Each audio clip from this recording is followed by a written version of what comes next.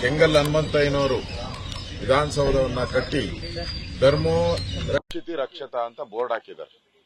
ಸರ್ಕಾರದ ಕೆಲಸ ದೇವರ ಕೆಲಸ ಅಂತ ಬೋರ್ಡ್ ಹಾಕಿದ್ದಾರೆ. ಅಂತ ಒಂದು ಪವಿತ್ರ ಸ್ಥಳದಲ್ಲಿ ಪಾಕಿಸ್ತಾನ ಜಿಂದಾಬಾದ್ ಅಂತ ಘೋಷಣೆ ಕೂಗಿರುವಂತದ್ದು.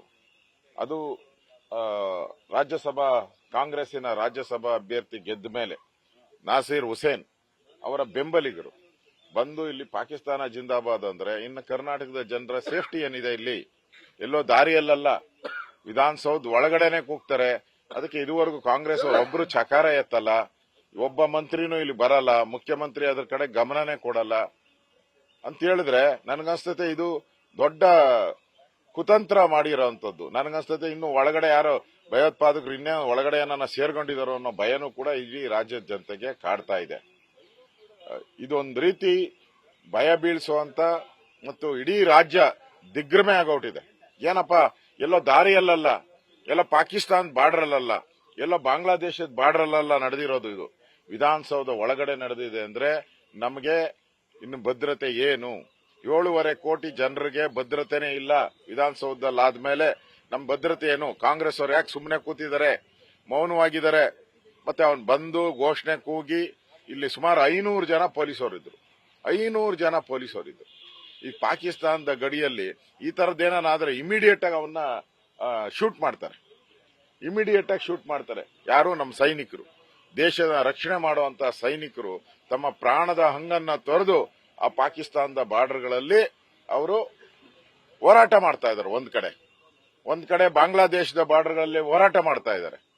ಇಲ್ಲಿ ನೋಡಿದ್ರೆ ವಿಧಾನಸೌಧದಲ್ಲೇ ಅವರಿಗೆ ರೆಡ್ ಕಾರ್ಪೆಟ್ ಹಾಕಿ ಕೊಟ್ಟಿದ್ದೀರಾ ಅಂದ್ರೆ ನಾಚಿಕೆ ಆಗಲ್ವಾ ಕಾಂಗ್ರೆಸ್ ಅವರಿಗೆ? ಗೌರವ ಇದೆಯಾ? ಮಾನ ಮರ್ಯಾದೆ ಇದೆಯಾ? ರೆಡ್ ಕಾರ್ಪೆಟ್ ಹಾಕಿ ಅವ್ರನ್ನ ಘೋಷಣೆ ಕೂಗಿಸ್ತಿರಲ್ಲ, ನಿಮ್ಗೆ ಮಾನ ಇದೆಯನ್ರಿ? ಗೌರವ ಇದೆ ಏನಾನ? ಸಂವಿಧಾನಕ್ಕೆ ಏನಾನ ಗೌರವ ಕೊಡ್ತೀರಾ? ಒಬ್ಬನು ಅಲ್ಲಿ ಕಾಂಗ್ರೆಸ್ ಅಭ್ಯರ್ಥಿ ಗೆದ್ದಾಗ, ನಮ್ಮ ಅಭ್ಯರ್ಥಿ ಗೆದ್ದಾಗ ನಾವೆಲ್ಲರೂ ಕೂಡ ಭಾರತ್ ಮಾತಾ ಕಿ ಜೈ ಅಂದಿದ್ದೀರಿ ಎಲ್ಲರೂ. ಆದ್ರೆ ಕಾಂಗ್ರೆಸ್ ಗೆದ್ದಾಗ ಒಬ್ಬರು ಕೂಡ ಭಾರತ್ ಮಾತಾ ಕಿ ಜೈ ಅನ್ಲಿಲ್ಲ. ಒಬ್ರು ಕೂಡ ಜೈ ಅಂದಿಲ್ಲ. ಅದರಲ್ಲೂ ಪಾಕಿಸ್ತಾನಕ್ಕೆ ಜೈ ಅಂದಿರುವಂತದ್ದು ಅಕ್ಷಮ್ಯ ಅಪರಾಧ. ಕೂಡಲೇ ಅವರ ಮೆಂಬರ್ಶಿಪ್ ಅನ್ನ ವಜಾ ಮಾಡಬೇಕು. ಈ ಸರ್ಕಾರ ಅಲ್ಲಿ ಅಧಿಕಾರದಲ್ಲಿ ಇರಕ್ಕೆ ನಾಲಾಯಕ್ಕು. ನಾವು ಗವರ್ನರ್ ಅನ್ನ ಅಪಾಯಿಂಟ್ಮೆಂಟ್ ತಗೊಂಡಿದ್ದೀರಿ, ಗವರ್ನರ್ ಅನ್ನ ಭೇಟಿ ಮಾಡ್ತೀರಿ. ಈ ಸರ್ಕಾರವನ್ನ ಬರ್ಬತ್ ಮಾಡಿ, ವಜಾ ಮಾಡಿ. ವರದಿಗಾರನ ಹೋಗೋ ತಳವನ್ನ ಅಂತ ಹೇಳ್ತಾ ಇದ್ರು. ವರದಿಗಾರರಿಗೆ ನ್ಯಾಯಾಂಗ, ಕಾರ್ಯಾಂಗ, ಶಾಸಕಾಂಗ, ಪತ್ರಿಕಾರಂಗ, ಇದು 4 ಆಧಾರ ಸ್ತಂಭಗಳು ದೇಶಕ್ಕೆ. ಅಂತ ಒಂದು ಮಾಧ್ಯಮದ ಒಂದು ವ್ಯಕ್ತಿಗಳ ಮೇಲೆ ಅವ್ರ ಪ್ರಶ್ನೆ ಕೇಳಿದಾಗ ತಳ್ಳೋ ಅವ್ರ ಭಾಷೆಯಲ್ಲೇ, ಅವ್ರಿಗೆ ಕನ್ನಡನೂ ನ್ಯಾಯವಾಗಿ ಬರಲ್ಲ ಅನ್ನೋದು, ಹೋಗೋ ತಳ್ಳೋ ಆಚೆ ಅಂತೇಳಿ ಅವ್ಯಾಚ ಶಬ್ದಗಳಿಂದ ನಿಂದನೆ ಮಾಡಿರುವಂತದ್ದು ನಾನು ನೋಡಿದೆ. ನನ್ನ ಎಲ್ಲಾ ಚಾನೆಲ್ಗಳ ಹೆಡ್ಗಳು ಕೂಡ, ಎಡಿಟರ್ಗಳು ಕೂಡ ಇದನ್ನ ಖಂಡನೆ ಮಾಡಿದ್ದಾರೆ.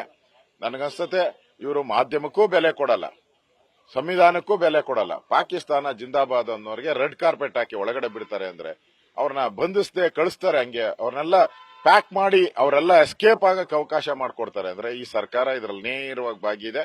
ಸರ್ಕಾರ ಒಂದೇ ಒಂದು ಕ್ಷಣನೂ ಅಧಿಕಾರದಲ್ಲಿರುವಂತಹ ಯೋಗ್ಯತೆಯನ್ನ ಕಳ್ಕೊಂಡಿದೆ. ರಾಜೀನಾಮೆ ಕೊಡಬೇಕು ಆಗ್ರಹವನ್ನ ಮಾಡ್ತಾ ಇದ್ದೀನಿ. ಇಲ್ಲ ಗವರ್ನರ್ ಅವರು ಈ ಸರ್ಕಾರವನ್ನ ವಜಾ ಮಾಡಬೇಕು. ನ್ಯೂಸ್ ಫಸ್ಟ್ ನಿರ್ಭೀತಿಯಿಂದ ನಿಮ್ಮ ಪರವಾಗಿ.